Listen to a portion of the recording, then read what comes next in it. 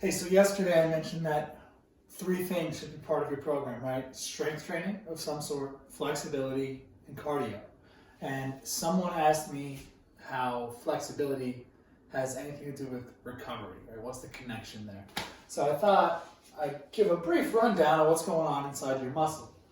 I'm trying to not get too sciencey here, so take what you want from it, but I am going to throw some science it turns out there. So right, we have a muscle, right? What our muscle is we have different levels of the muscle. The entire muscle, and then the fascicles, which is a bundle of muscle cells, and then the muscle cells themselves, right? And the muscle cells themselves have these proteins in there. They're just repeating units, kind of like big accordions. And they start at the one end of the muscle and they stretch to the other end. So that's one cell stretching the entire length of your muscle, right? Think of that, it's crazy. We don't think of cells as being that big. When you're talking about your quadriceps muscles, we're talking cells that are this big, okay? So basically the way a muscle functions is we have these protein fibers that are going to pull these Z's together, right? These Z's are the end of one repeating unit of muscle, and it's going to pull the Z's close to this middle line, this M line. And the thicker filaments here are called myosin. The thin filaments are called actin. It's the interaction of these two proteins that's going to allow our muscles to do what they do, right? To get closer together and then to stretch out. So someone asked, how does stretching help with the recovery process? When you overexert yourself and you're working your muscles, you have a tendency to tighten your muscles. You feel tight, right? What does that mean? That means that our Z lines are pulled really close together.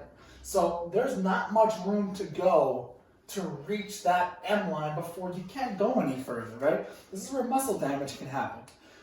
Alternatively, you stretch too much, right? Someone who's too flexible, which can be a thing, right? If you're too flexible, sometimes your joints can be compromised, and we'll get into all this, right? But if you're stretched out too much, now we only have a couple myosin interacting with this actin.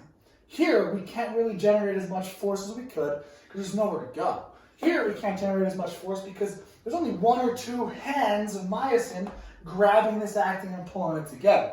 So if we're able to incorporate flexibility training and stretching into our program, then we can do that lift, right, where we tighten these down constantly, and we end up in a tight state. Grayson's talking.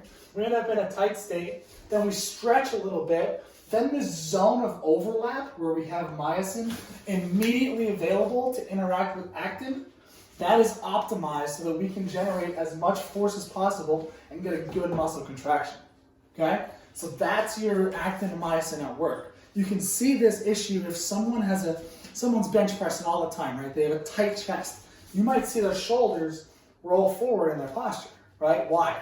Chest muscles are tighter, back muscles are stretched out.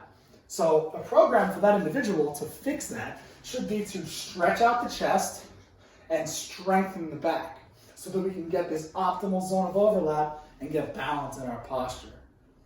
Hopefully that made sense. If you have any questions, don't hesitate to ask me. I'm going to keep these coming. Have a great day.